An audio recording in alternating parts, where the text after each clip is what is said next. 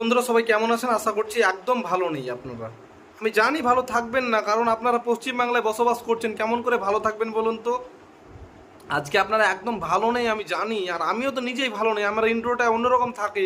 অন্যদিন যখন আপনাদেরকে ভিডিওর মাধ্যমে কিছু দেখানোর চেষ্টা করি, হ্যাঁ, সবসময় সত্যটা দেখানোর চেষ্টা করি, কিন্তু আজকের মাথাটা ঠিক নেই। আমি কি বলবো নিজেও জানি না। আজকে জানেন আপনারা, আপনারা সবাই জানেন আরজিকার যে ঘটনাটা, মেডিকেল কলেজে যেই বোনটাকে নিয়ে অপহরণ করা হয়েছে, রেপ করা হয়েছে, হ্যাঁ, সেই ঘটনা নিয়ে আমাদের পশ্চিমবাংলা না, শুধু আমাদের ভারতবর্ষতে পুরো তোলপাড় চলছে। আপনারা সকলেই জানেন। আপনাদেরকে দেখানোর চেষ্টা করা হয়েছে। কী বলবো আমি নিজেও জানি না। আজকে আমার বোনটাকে কী হারে অত্যাচার করা হয়েছে আপনারা যেটা জানেন না, যারা, তারা শিয়ালের গর্তই কিন্তু আপনারা টুক করে ঢুকে যান। কারণ আপনারা জানার দরকার নেই। পশ্চিমবাংলায় থাকার পরেও যদি না জানেন, তাহলে জানার আপনাদের দরকার নেই। হ্যাঁ, জানার দরকার নেই, আপনারা শিয়ালের গর্তই ঢুকে যান। হ্যাঁ, তো আপনাদের দেখানোর চেষ্টা করবো আমাদের বোনের উপর যে অত্যাচার করা হয়েছিল, তাতে কি হয়েছে দেখেছেন? এই দেখেন, এই চোখ দেখতে পাচ্ছেন? চোখ এমন করে গলা টিপে ধরেছে। কতক্ষণ একটা মানুষের গলা টিপে ধরলে এই চোখের যে দেখতে পাচ্ছেন পাতা, এই চোখের পাতা দিয়ে ব্লাড বের হচ্ছে। হ্যাঁ, হয়ে গেছে, পুরো ব্লাড বের হয়ে গেছে। কতক্ষণ গলাটা টিপে ধরলে ব্লাডটা বের হয়? এই গলার হাড় দেখতে পাচ্ছেন কতটা জোরে, যদি দেখেন ধরছি, কতটা জোরে ধরলে এই গলাটা ভেঙে যেতে পারে।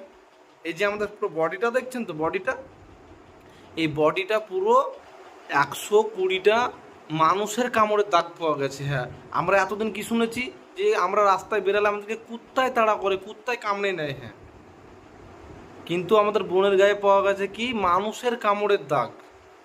মানুষের কামড়ের দাগ, কুত্তার কামড়ের দাগ শুনেছি। এমন করে কামড় মেরেছে, কুত্তা তো এরকম হয়তো কামড় মারে না, এটা মানুষের কামড়ের দাগ।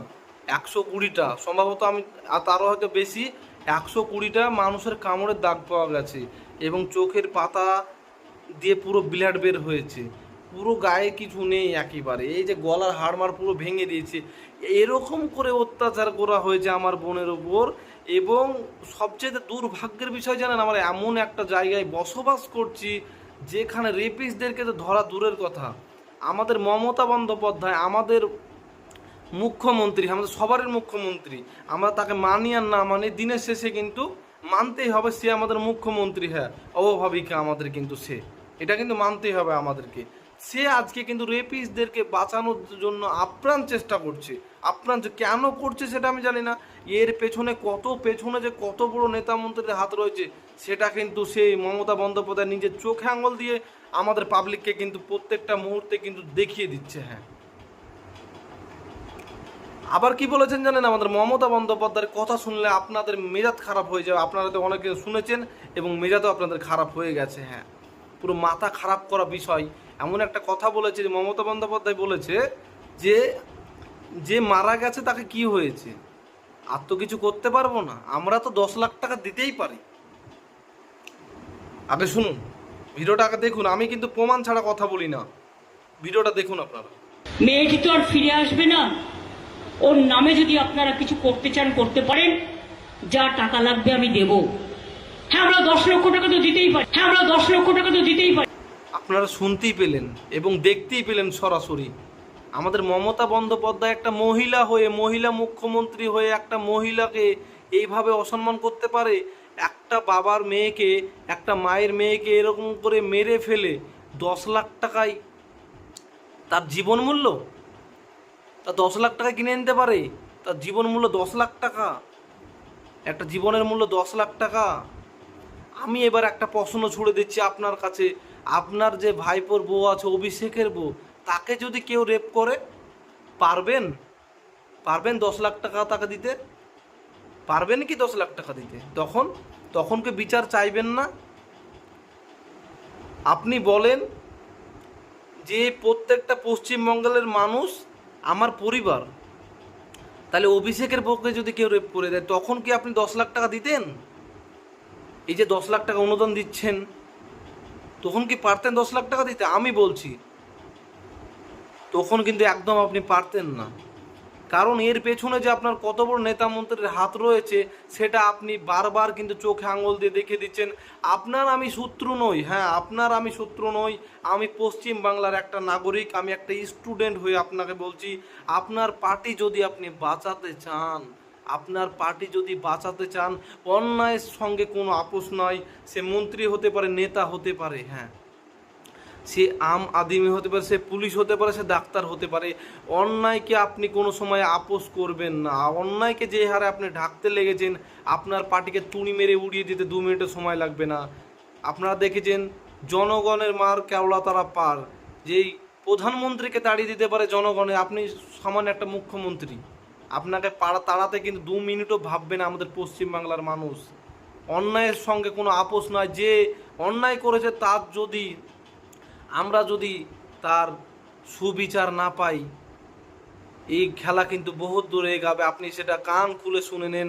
আমাদের কিন্তু অরিজিৎ সিং, হ্যাঁ, সেও কিন্তু বলেছে যে আমরা 1 সপ্তাহ সময় দিলাম, যতদিন ঘরে আছি ততদিন যা বোঝানোর বুঝিয়ে নিন, রাস্তায় নেমে গেলে কিন্তু আর বুঝবো না। অরিজিৎ সিং কিন্তু আমাদের এই কথা বলেছে। হ্যাঁ, আমাদের জিয়াগঞ্জের অরিজিৎ সিং, আমাদের পার্শ্ববর্তী এলাকার অরিজিৎ সিং, বিশ্বের গায়ক, সে কিন্তু আজকে এই প্রতিবাদ করেছেন। আর আপনাদেরকে সবচাইতে একটা গর্বের বিষয় কি জানেন, এটা দেখাবো। এই যে আমার দিদিটা, ওর বাবা কি বলেছেন জানেন, যে মমতা বন্দ্যোপাধ্যায় যে 10 লাখ টাকা দিতে চেয়েছে, তার বাবাকে যখন প্রশ্ন করেছে যে সোশ্যাল মিডিয়াতে মিডিয়া বন্ধুরা, যে আপনাকে 10 লাখ টাকা দিতে চেয়েছে আপনার মেয়ের জীবনের বিনিময়ে, আপনি কি বলতে চাইছেন, তখন বলেছে যে আমার একটা মেয়েকে হারিয়েছি, আমি 1000 ছেলে মেয়ের বাবা হয়েছি, কারণ আমার মেয়েকে যে হারে অত্যাচার করে মেরেছে তার প্রতিবাদে যে আমাদের এই ভারতবর্ষের প্রত্যেকটা প্রান্তে প্রান্তে, আমাদের এই রাজ্যের প্রত্যেকটা মানুষ, প্রত্যেকটা স্টুডেন্ট, প্রত্যেকটা মহিলা যে হারে জাগ্রত হয়ে তার প্রতিবাদ করছে, সেই কিন্তু গর্ভতে কিন্তু বলেছে। সেটা কিন্তু নর্মাল কোনো কথা নয়। আমি কাপড় সেলাই করে খাই, আমি কাপড় সেলাই করে খাবো, কিন্তু 10 লাখ টাকা নিয়ে আমি মাথা বিক্রি করে আমার মেয়েকে বিক্রি করতে আমি পারবো না। এর বিচার আমি চাই, এর স্বচ্ছ বিচার আমি চাই, এটাই কিন্তু দাবি জানিয়েছে তার বাবা। কি গর্বের বিষয় বলুন তো। আর এই মমতা বন্দ্যোপাধ্যায় আজকে 10 লাখ টাকায় মেয়েদেরকে কিনতে চাইছেন, আপনি 10 লাখ টাকায়। আপনি যদি এর সৎ বিচার যদি না করতে পারেন, এই পানি কিন্তু বহুত দূরে গড়াবে, এই পানি কিন্তু আজকে আটকাবে না। আর আপনাদেরকে বলছি, যারা আজকে ঘরে বসে আছেন, আপনার যদি বোনকে, আপনার যদি মাকে এই হারে অপহরণ করতো, পারতেন কি আপনি চুপ করে বসে থাকতেন? একদম না, একদম পারতেন না কিন্তু। তাই আপনাদেরকে বলবো, আপনারা সোশ্যাল মিডিয়ার মাধ্যমে, হোয়াটসঅ্যাপের মাধ্যমে, ফেসবুকের মাধ্যমে আপনারা এর প্রতিবাদ জানান। থেমে গেলে চলবে না। এর আগে অনেক হয়েছে, অনেক কেস হয়, কিন্তু যেগুলো সোশ্যাল মিডিয়া আমাদের ছড়াই না, জানতেই পারি না কত দিকে কত রেপ হচ্ছে, আমরা জানতেই পারি না। কিন্তু এই বোনের মাধ্যমে, আজকে এই বোন মাধ্যমে যে আমরা আজকে জানতে পেরেছি, এর প্রতিবাদ যদি আমরা আজকে থামিয়ে দিই, আমরা আজকে থেমে যাব, কালকে আমাদের বাড়ির মানুষকে আসে এরকম করে অপহরণ করবে, আর এই মমতা বন্দ্যোপাধ্যায় 10 লাখ টাকা করে দেবো এবং কিনে নিয়ে চলে যাবে। আপনি মুখ্যমন্ত্রী, আপনাকে আবার বলছি যে রেপিডগুলো আছে তাদেরকে সাজার ব্যবস্থা করতে হবে, ফাঁসির ব্যবস্থা করতে হবে। হ্যাঁ, আইনের আওতায় এনে ফাঁসির ব্যবস্থা করতে হবে। জনগণ খেপে গেলে কিন্তু তখন আটকাতে পারবেন না।